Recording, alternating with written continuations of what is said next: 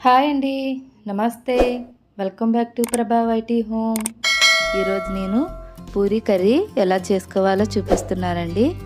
ఇది చాలా ఈజీగా చేసుకోవచ్చు. ఇంట్లో అన్ని వెజిటేబుల్స్ ఉన్నప్పుడు ఇలా కర్రీ చేసుకుంటే చాలా బాగుంటుందండి. ఇప్పుడు ఈ కర్రీ ఎలా చేసుకోవాలో చూసేయండి.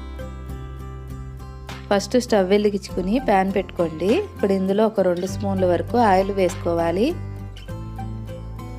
ఆయిల్ వేడనివ్వాలండి. ఇప్పుడు ఆయిల్ వేడైంది. ఇప్పుడు ఇందులో ఒక 1/2 స్పూన్ పచ్చెనపప్పు, 1/2 స్పూన్ మినపప్పు, 1/2 స్పూన్ ఆవాలు, 1/2 స్పూన్ జీలకర్ర, ఇప్పుడు ఈ 4 కలిపి వేయించుకోవాలి. ఇప్పుడు ఇందులో కొంచెం కరివేపాకు, ఒక 2 ఎండుమిర్చి ఇలా చిన్న చిన్నవి 2 వేసానండి. ఇప్పుడు ఇదంతా కలిపి వేయించుకోవాలి. ఇప్పుడు ఈ తాలింపు వేగిపోయిందండి. ఇప్పుడు ఇందులో వేసుకోవడానికి 2 బంగాళదుంపలు, ఒక టమాటో, ఒక క్యారెట్, చిన్న అల్లం ముక్క, ఒక 6 పచ్చిమిర్చి, 2 ఉల్లిపాయలు ఇలా ముక్కలుగా కట్ చేసుకోవాలండి.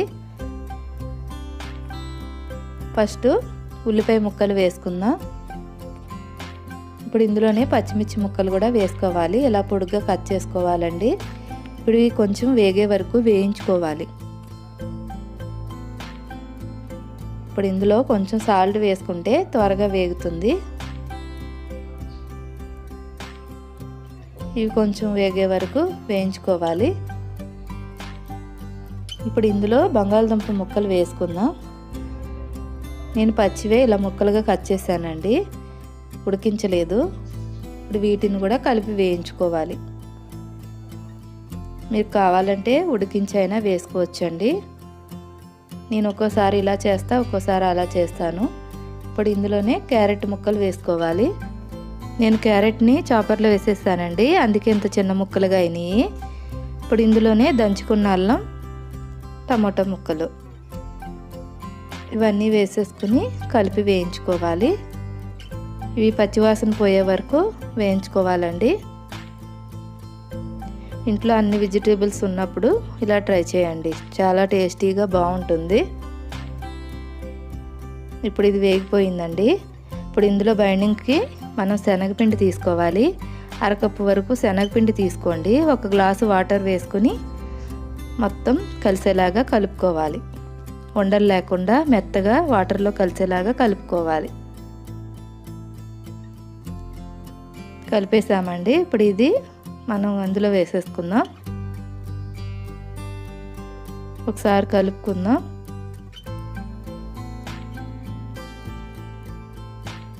ఎక్కువసేపు కలుపుకూడదండి, మళ్ళీ గడ్డ కట్టేస్తుంది. ఇప్పుడు ఇలా ఒకసారి ఇలా కలుపుకొని 1 గ్లాసు నీళ్ళు పోసేసుకోవాలి. ఇంకా ముక్కలు మురిగేలాగా ఇంకో గ్లాసు వేస్తున్నానండి. శనగపిండి చాలా త్వరగా దగ్గరికి వచ్చేస్తుంది, అందుకని కొంచెం ముక్కలు ఉడికే వరకు నీళ్ళు 2 గ్లాసుల వరకు పోసుకోవాలి. ఇప్పుడు ఇందులోనే కొంచెం పసుపు, రుచికి సరిపడా ఉప్పు ఈ 2 వేసి కలుపుకోవాలి. ఇలా మొత్తం కలిసేలాగా కలుపుకొని మూత పెట్టేసుకుని ఒక 2 నిమిషాలు ఉడికించుకుందామండి. ఒకసారి మూత తీసి చూద్దాం. కలుపుకోవాలి. చూసారా, కొంచెం దగ్గరికి వచ్చింది.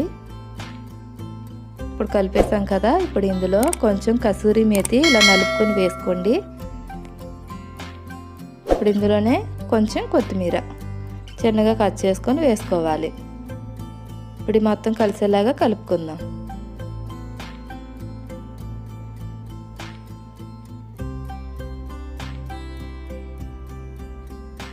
ఇప్పుడు మూత పెట్టేసి మళ్ళీ ఒక 2 నిమిషాలు ఉడికించుకుందాం. మూత తీసి చూద్దామండి. కలుపుకోవాలి. దగ్గరికి వచ్చేసింది, కర్రీ రెడీ అయిపోయిందండి. ఇదిగోండి, మీకు గట్టితో తీసి చూపిస్తున్నాను. కర్రీ ఇలా ఉంటే సరిపోతుంది. పూరీలో తినడానికి చాలా బాగుంటుంది. బౌల్లో తీసేసుకున్నాను. ఇదిగోండి పూరీ కర్రీ, వేడివేడిగా పూరీ కర్రీ పూరీలో వేసుకుని తింటే చాలా బాగుంటుంది. ఇదిగోండి వేడివేడి పూరీ కర్రీ. పూరీలు ఎవరైనా చూడాలి అనుకుంటే నా ఛానల్లో ఉంది, చూడండి. చూశారు కదా, మీరు ట్రై చేసి నాకు ఎలా ఉందో చెప్పండి. Thank you for watching. Bye అండి.